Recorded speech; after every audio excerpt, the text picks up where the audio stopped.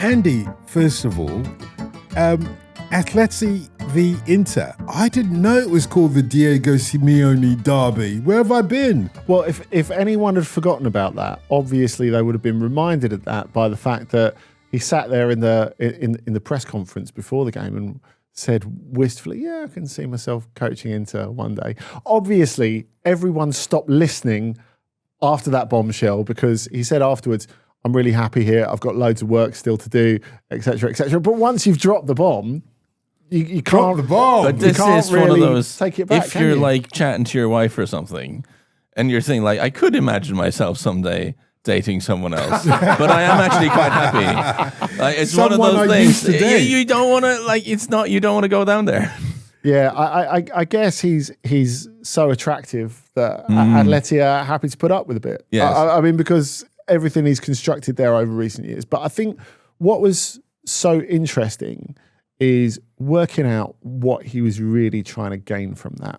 Because I don't think he's quite that sort of LeBron James, Kylian Mbappe sort of character where he knows every little thing he says is going to have a seismic impact in the world.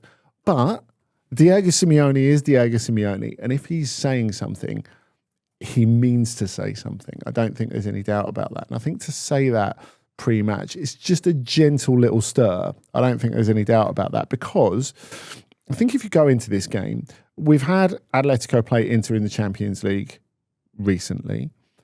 I think if you look at the overall context, Simeone leaving Atleti is absolutely not on the menu. It is so far from being on the menu. So I guess the only angle that you could look at that from is the fact that Christian Kivu is still getting his feet under the table at Inter.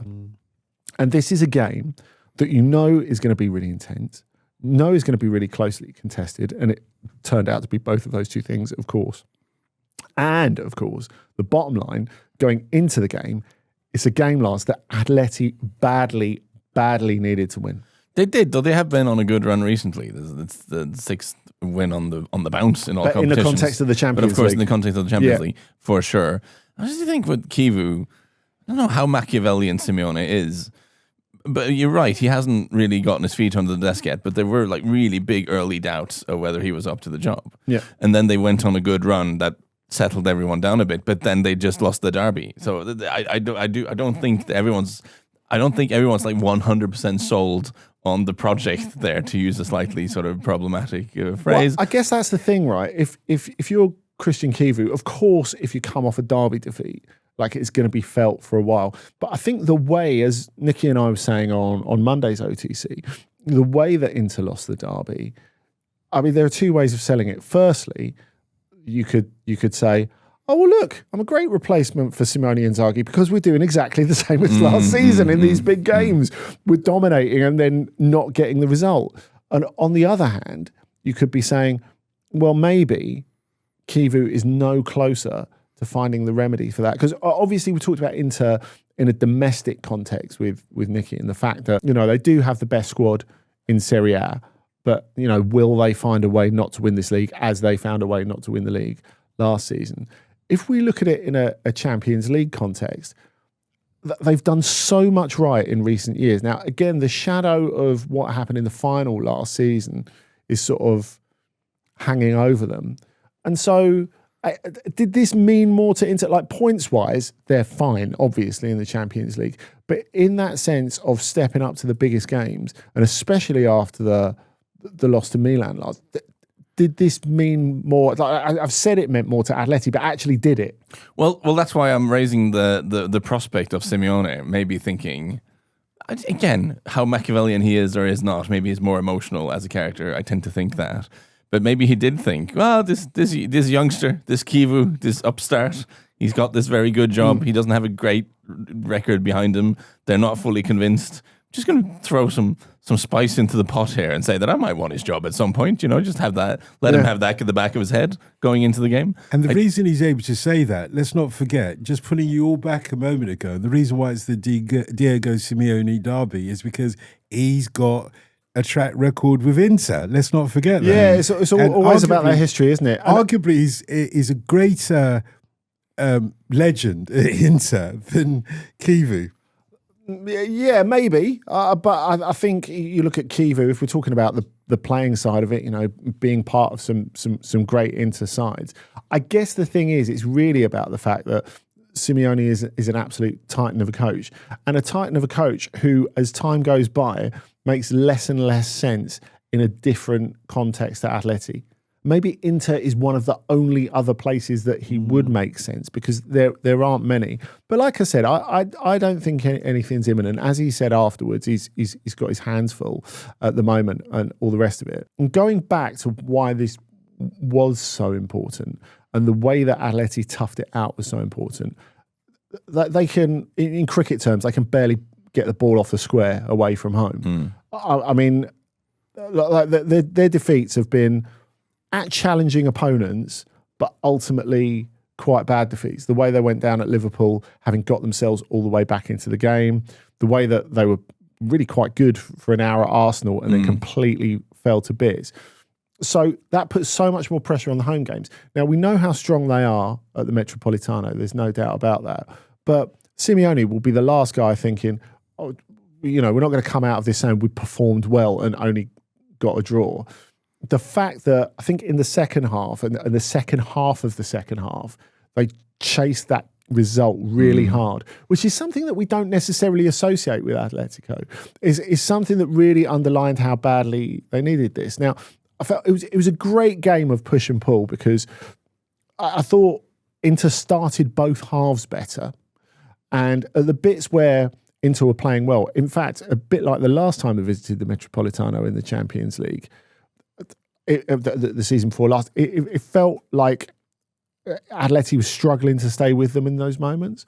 But the way that they came back in both halves, and I think, Lars, if we're talking about Atleti maybe changing in some sort of meaningful way, the way that Simeone used the subs and the fact that he had subs to use, I think made a massive difference to this game. Yeah, that's kind of where I was going to go with this, because it wasn't... It's a funny one with Atleti, because you're never really like super disappointed when they don't win the league, because they are clearly the third force in that league behind the two obvious ones, right? But last season, you do felt that they had a squad that could maybe do a little bit more than what they did. They fell away a little bit more in the league than you would want them to.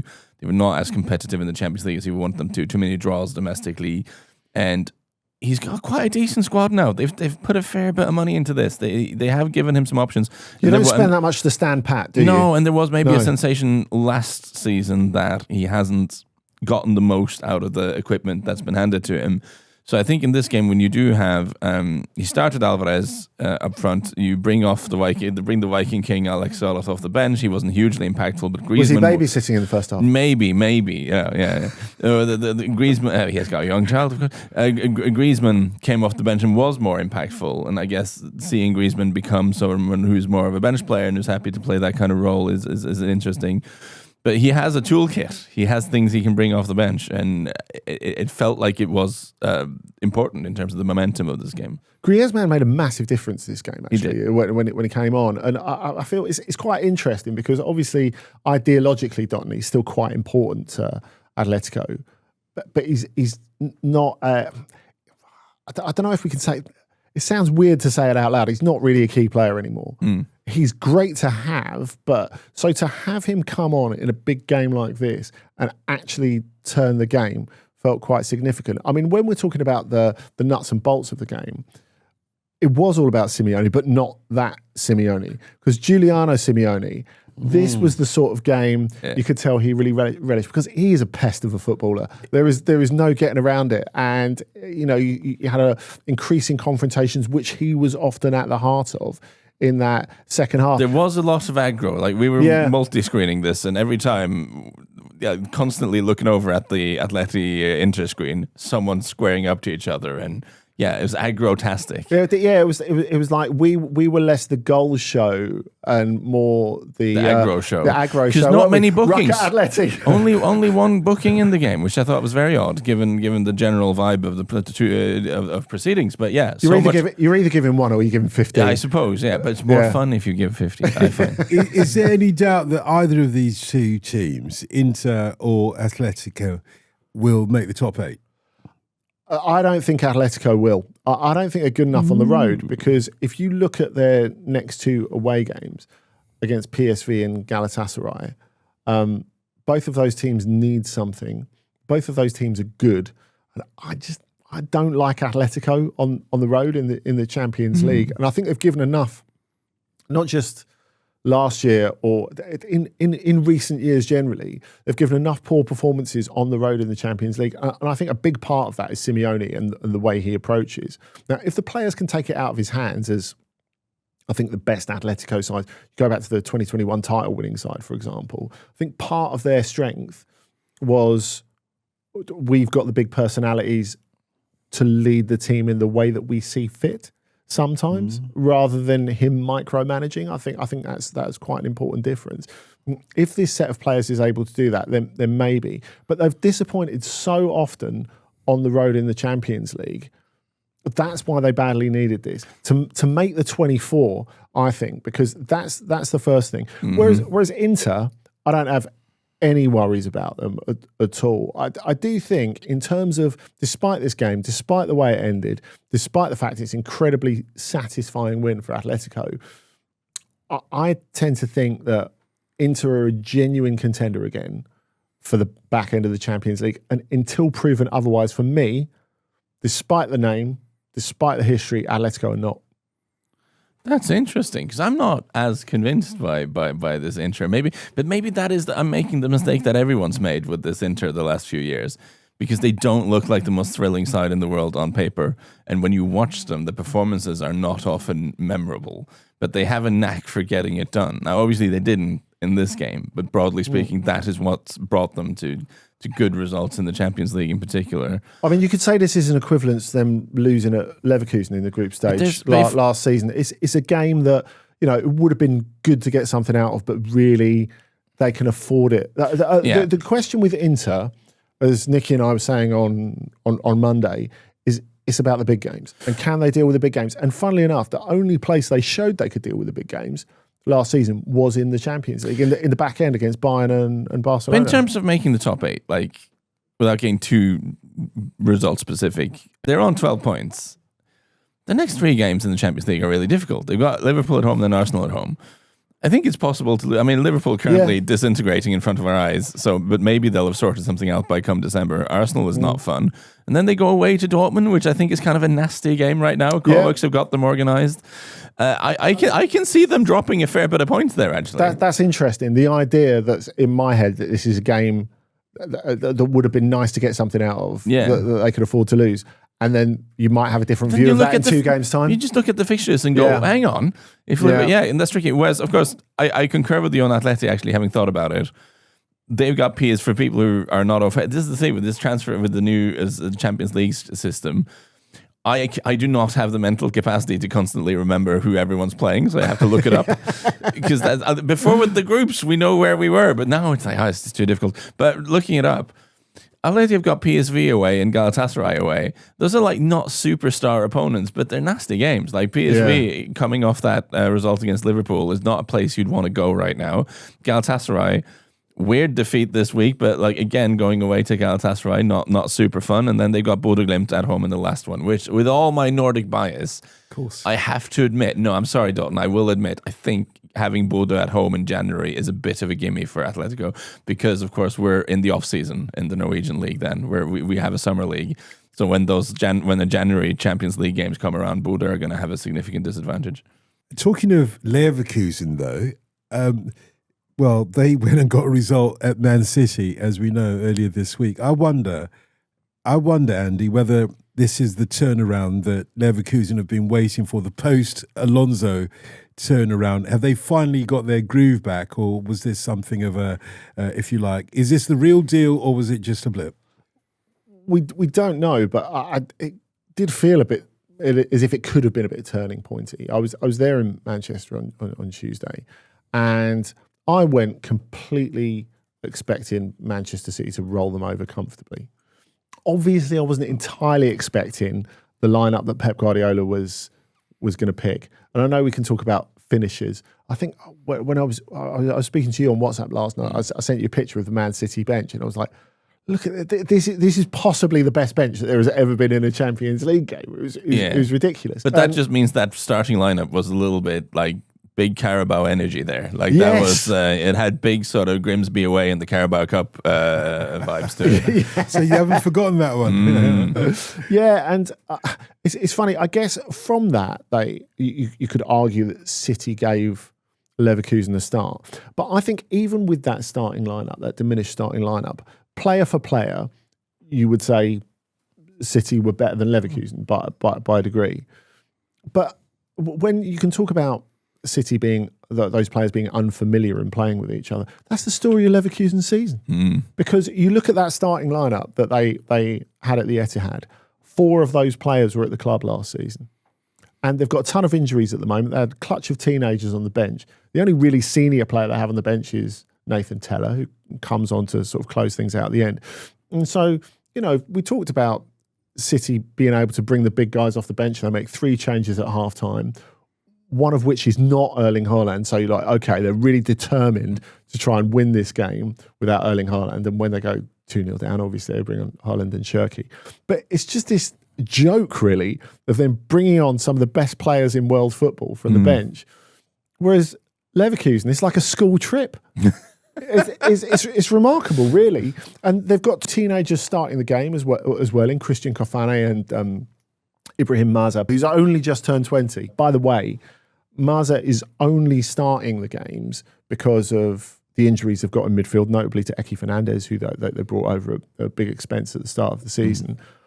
Maza was outstanding in this. And I don't know, sometimes you can have plans as a coach, and Kasper Hjulmand, I think, on the whole, has done a really good job. You bear in mind he takes over from Erik ten Hag after 3 competitive games, 2 Bundesliga games, which is remarkable.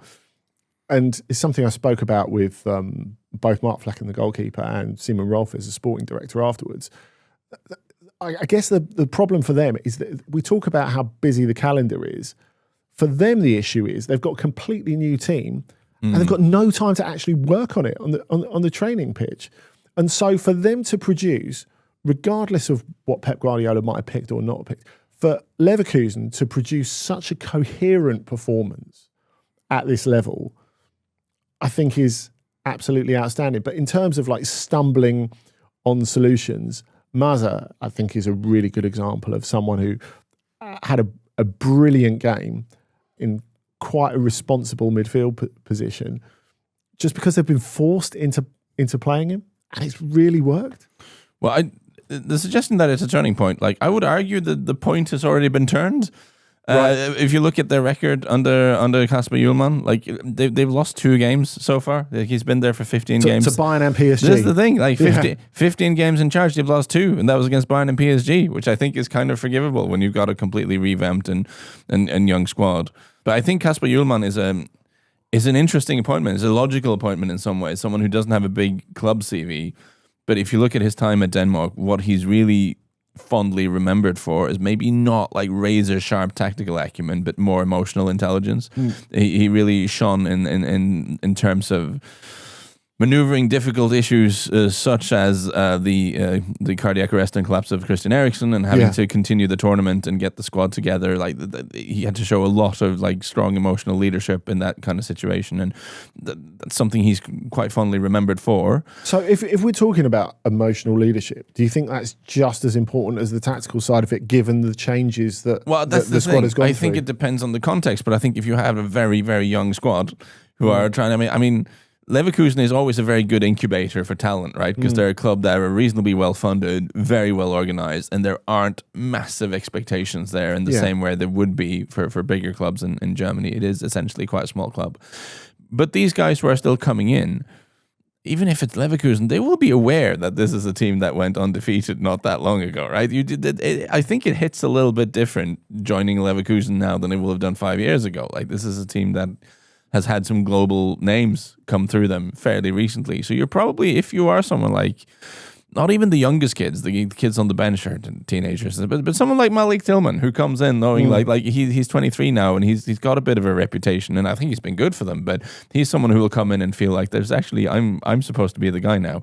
And having an emotionally intelligent coach to guide them through that process, I think is very positive. I also just think, in a sense, starting that season that badly, it can be a little bit useful. Like, it's not useful in the terms of trying to keep pace with Bayern, because you're not going to do that when you drop that many points that early. But there's something like, and I do profoundly apologize for bringing the golf metaphors to the table here. I try to avoid it. But if you have a mare on the first hole or two, it can almost settle you down, because you just kind of think, all right, like we're not pressure's off. We're not breaking any course records. Listen, Rory McIlroy won the Masters. He had an absolute shocker on the first hole on I think it was the final day, actually. And he said afterwards that it settled him down, because then you know the worst thing that can happen has already happened. So you can just kind of relax a little bit. And in this case, it has taken a lot of the expectations off the season.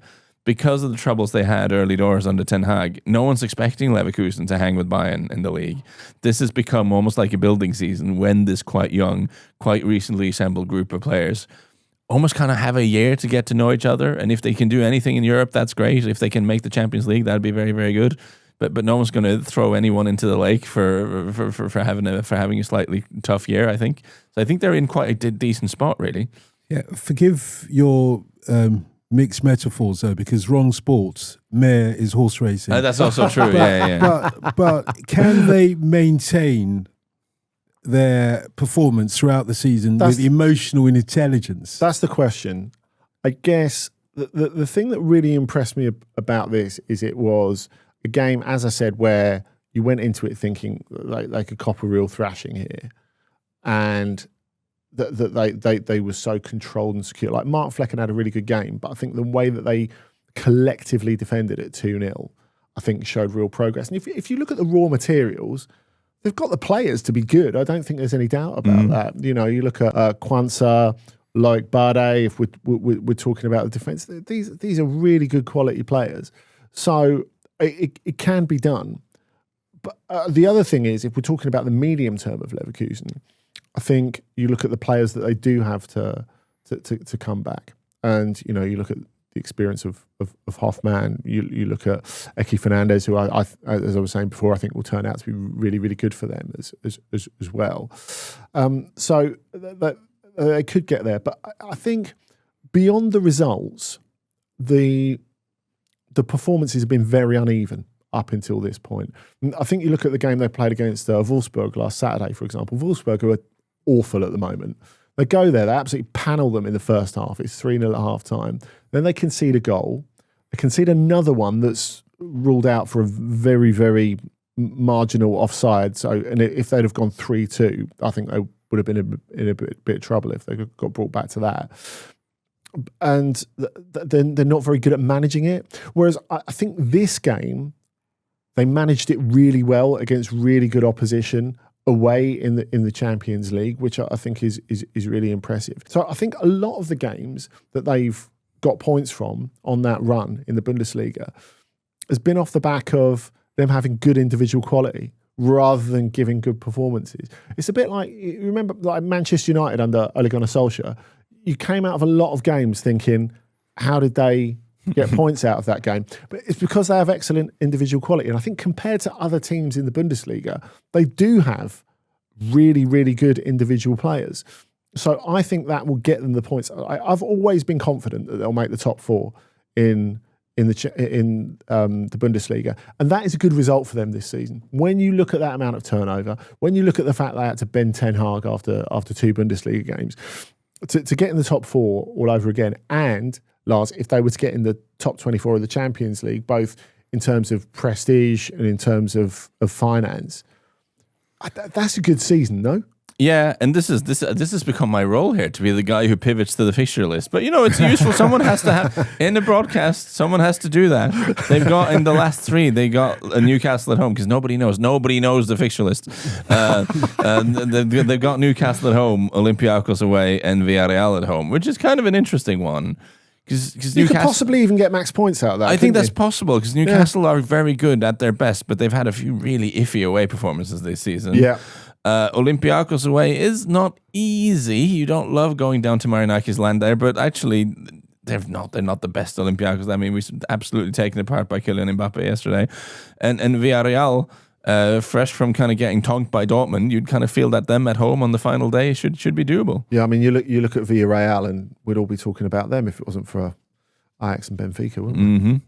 And Benfica have got more points than them now.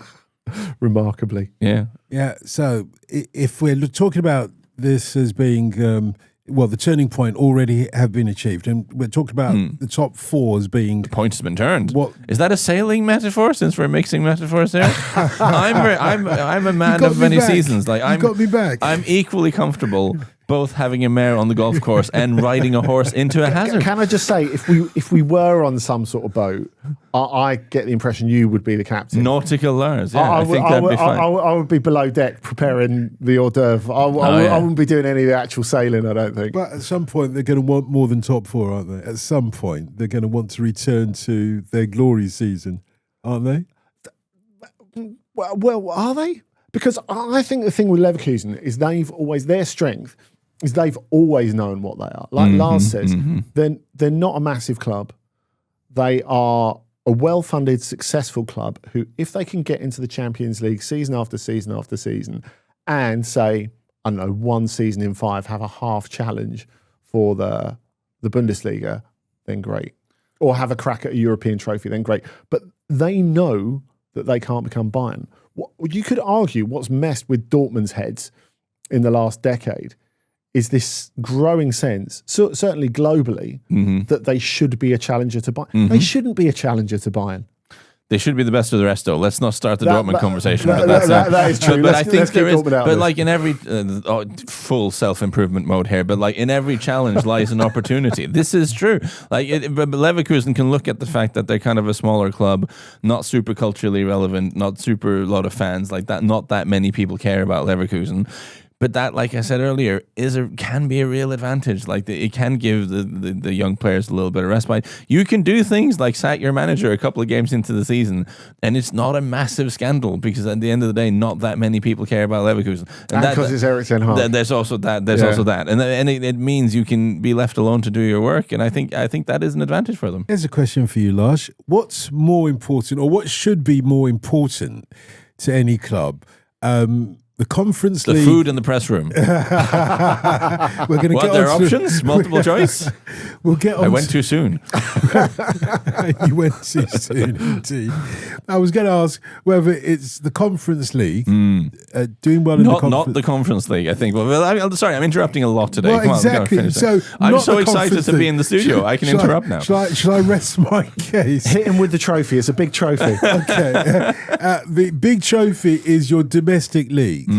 Because you've got two teams, we're talking Mainz and Fiorentina, who are doing well in the Conference League but not doing so well domestically.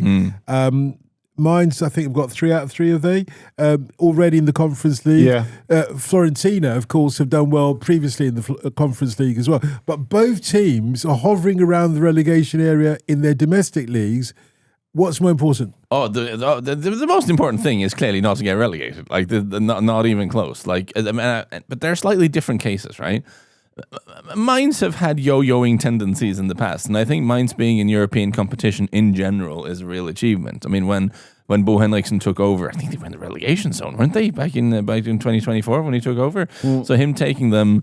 Having a really, really good campaign last time out, where they were flirting with even better finishing positions in the league, eventually dropped down into the Conference League. But that would be considered a huge success for them. And they've had a slightly iffy one in the league now, but I still reckon Bo Henriksen will row them ashore, and the Conference League is a fun thing to be doing, but I don't think it's hugely important for them. Feels like a slightly different case with Fiorentina, who shouldn't be where they are, and Fiorentina, who will look at a tournament as like the Conference League as a place where we probably should be, really. I think Fiorentina as a club has a much bigger cultural footprint, is a more... it is traditionally one of the big-ish teams, at least in Italy. And who are going through troubled times in the league. But yeah, the perspectives for the two clubs, I would argue, are a little different. Yeah, and I guess the perspective has been slightly angled by the fact that Mainz beat Fiorentina like last time out. Now, again, I think that's more hurtful to Fiorentina than it is positive for Mainz, even though it's a massive positive for Mainz, because as Lars says, they're rare European adventurers. I mean, I think for clubs like this, and obviously there is a slight difference in scale between Mainz and Fiorentina, even if they're in similar domestic situations at the moment. If you're going to be in a European competition, being in the Conference League is a pretty good one to be in. So you only have 6 group stage matches. Because you're coming from one of the top 5 leagues in Europe, there is a difference between you and a lot of the opposition as well. And, these are 2 teams that we can even talk about as potential contenders for it, even if we're talking about, say we say our favourites are Palace, Strasbourg, Shakhtar Donetsk, for example. But I think Fiorentina and Mainz, especially Fiorentina, with their success in this competition in recent years, 2 finals and a semi in the last 3 years, are teams who could push towards that bracket of favourites. And I think if you're looking to find balance, like physical and mental balance between League and Europe, Conference League is perfect. These 2 clubs don't have Manchester City or Chelsea style squads, but they should be able to deal with both these competitions. I think it is fair to say. But I think as well, it shows that they are part of those, at least borderline contenders, in the way that they've barely been able to put one foot in front of the other domestically, but they have been able to rattle off these results in this. But I guess they'll be using this as a sort of springboard, because as Lars says, I think the winning the European trophy for either of these clubs would be an extraordinary moment. There's no doubt about that. But it would still be disastrous if either of them got themselves relegated, particularly Fiorentina. I think it's fair to say. Like you, Lars, I feel that Bo Henriksen will pull it around. And part of that is I do feel there is quite a lot of rubbish at the bottom of the Bundesliga this season. Yes. And I think that will play in their favour. You could see on them, I think if you look at Borussia Mönchengladbach, for example, who, if you go back a month, the bottom of the table, they haven't won since March. 3 wins in a row, they're 11th. Yeah, and we've gotten to the third segment before this is happening, but you can tick off Lars mentions XG off the bingo card. But I do think it is significant, right? Because Fiorentina are 19th, they're winless in 12, which seems terrible. And we spoke about this on the pod recently. They've sacked everyone and decided to completely reset everything. Yes. And I argued at the time that I think it might be a slight overreaction because the underlying numbers are not horrendous.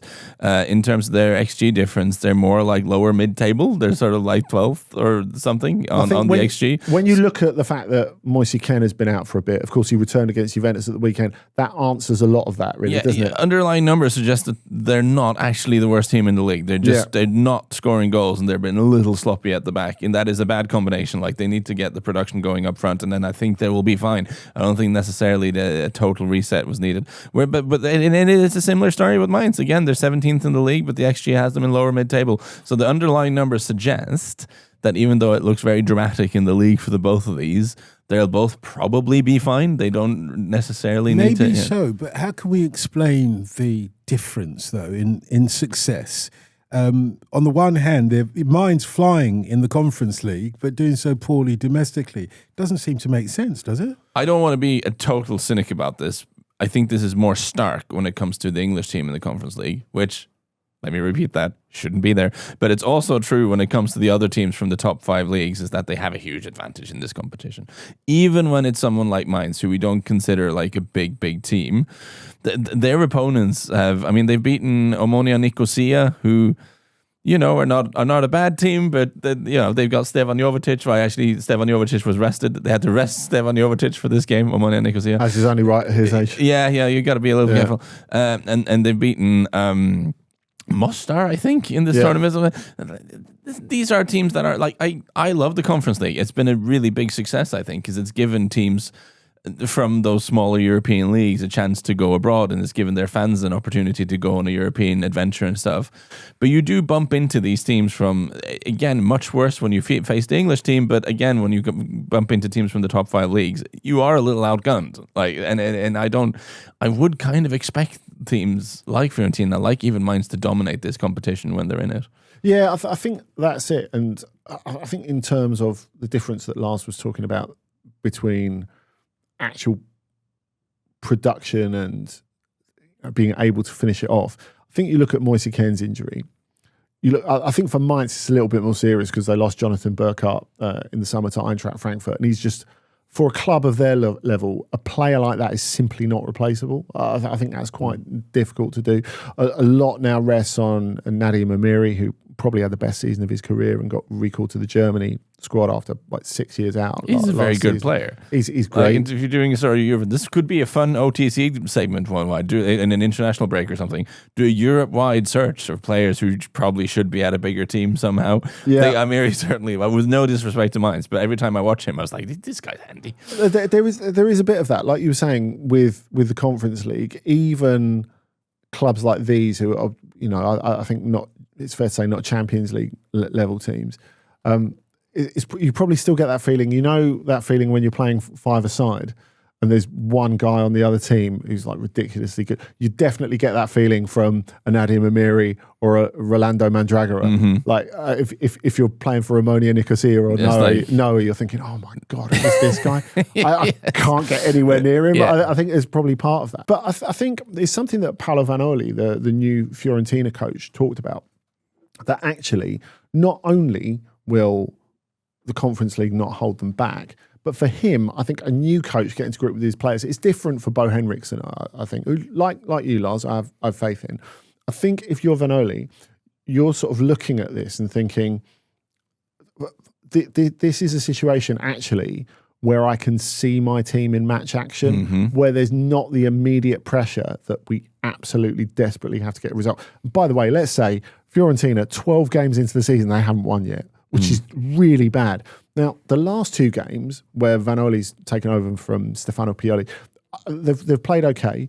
They got a draw out of Genoa and then they got a draw off Juventus at the weekend. And seeing how much Fiorentina despise Juventus, that is not only a important point in terms of them staying up, it's a morally important point for them to have come out of that and got something. It's something to work with. But I do feel like to keep some sort of mood bubbling in the team, the Conference League is quite a good feeling. Yeah. Like it's a European night and a European night where you've got a really good chance of winning. Yeah. But what you're both saying essentially is that the opposition in the Conference League's a lot weaker than the domestic league. Absolutely. It is mostly, almost always. Though I will, having said that, I'm going to make it a hat trick and pivot to fixtures. I'm the fixture guy today. Fiorentina have got AEK Athens and Dynamo Kyiv next in that tournament, which is not like that's a reasonable standard of opponent. But I still think Andy's point stands. When you're in the situation where the team desperately needs points domestically and you want to figure out your team, having a couple of extra games, almost like you wouldn't call them friendlies because it's a European tournament, but there are games where the results will not be life or death for your season, and you can try something. You can try combinations of player. You can see how this works. It's actually very useful. And like realistically, these two know they're going through. I guess the question is, by the time it gets to the knockouts, how are they doing at home? And then maybe if they're in the back end of the competition and they're still struggling down the bottom of their domestic leagues, maybe you have to slice the priorities differently at that point. In which way? Oh, I think we know which way. In which way, Lars? Oh, Andy just answered. We do know which. Like, you got to stay in the league. Come on. But I don't want to be one answer but to how that. do you get out of your Conference League commitments? You can't throw away the game. You can get you're eliminated sat there from the thinking, tournament. We genuinely cannot get eliminated from this tournament, so we've got too many Just games. play the kids, innit? Okay. I do think, since we were having Conference League chat, I want to reiterate, I think this is a really good tournament. And the other flip side of it is, I don't. It feels almost disparaging calling it like they're almost like friendlies for these big league teams. But what they are, and what I've seen up close following Bodø/Glimt's progress, is that for the teams from smaller leagues who are hoping to do something in the Europa League or the Champions League at some point, playing in the Conference League is really good practice. Like we underestimate the actual. Yeah, going on these away trips, having to play different countries, the experience of that, like getting experience in the building from those, it's super, super valuable. So I feel like we spent half the segment talking about how unimportant the tournament is, which feels bad because I actually think like it's a genuinely quite a good tournament. No, I don't think we spent the time talking about. No, I think I did that. Well, I don't think you did, but I think it's good to put the conference, the Europa Conference, in perspective. Yeah. Yeah, and I the think perspective is vis-a-vis your domestic performance. Yeah, and isn't it? I think the other thing is, if we're talking about two teams that are really struggling domestically but doing well in this, that we know have good players and that we know can improve, that to me feels like a good thing, because we're talking about the group stage now. The competition is meant to peak in the knockouts. So we've already talked about who our favourites are. And if you can attach a couple of other favourites to that, I think the whole problem when you had, I think Chelsea being in the Conference League was a big problem for the competition last season. Okay, they won it, congratulations, great. But a club of that size being in the Conference League is mad. Obviously, there was a little part of me towards the back end of last season that thought, if Manchester City drop into the Conference League, that would be even madder, and that would be really, really interesting to see when we were around March last season. But I think if we can get to the back end of this tournament, and you've got, say, 5 genuine contenders in there, when you get into, like, say, the last 8, that changes it. And that gives the competition an enormous boost, and that will make people look at it differently. Because ultimately, when people are looking back on what the season in the competition is like, they're not looking at the group games. They're looking at the knockout games and saying, how was it at the back end? Crystal Palace are going to win it, though, aren't they? Well, they're the favourites. I reckon. They're the favourites, but I think what is clear already is there are better opponents to take them on than there were for Chelsea last season. It was really hard to manufacture a reason, like intellectually, how Chelsea were going to be challenged to win this tournament. Yeah. And I think it's easier to do that with Palace this season for a number of reasons. Let's take a moment to look back at the choices recommended by you, Andy, and indeed Nikki last week for Game of the Week. I didn't get to pick because you made me do your work for you while you were away on holiday last week. Right. I didn't even get to pick a Game of the Week. So, I should probably apologies. get to pick 2 this Didn't week. want to tell this to you off air, Don, but he did a good job, you know. He did a couple of really They can't have been smooth, that good. They invited him back. couple of really smooth transitions in there. Brassell's coming for you, man. You can't be going on too many holidays. I know my place. Okay, you chose one last Yes. week, Lars. You picked, well, it was a banger, wasn't it? Yeah, fire, as the children would say. Nice It was Nice versus Marseille. Marseille. Yeah, the 1-5, and I'm kind of enjoying. I've watched a fair bit of Marseille so far this season, partially on JJ's recommendation, saying they were the team to look out for in the sort of anyone but PSG group that I think we're all kind of at least wanting there to be a title race in France. So far, it's going pretty well. Beating Newcastle in the week as well. Marseille, could they live up to their potential this season? I mean, probably not, but so far it's going well. De Zerbi doing a good job there. We'd like to think that it continue. I guess the other side of that is Nice were pretty dreadful. I mean, perhaps because it wasn't on a Saturday and Sunday, they thought they were in the Europa League, which is why they produced this kind of performance. I went for I didn't go for anything, as we've already established. So, but Nikki, I thought you were good at your job, who my I'm job. representing, Nikki, who I'm representing, went for Inter Milan 1, which, as we discussed on Monday, was full of intrigue. Yeah, I'm going to up my game. Trust me.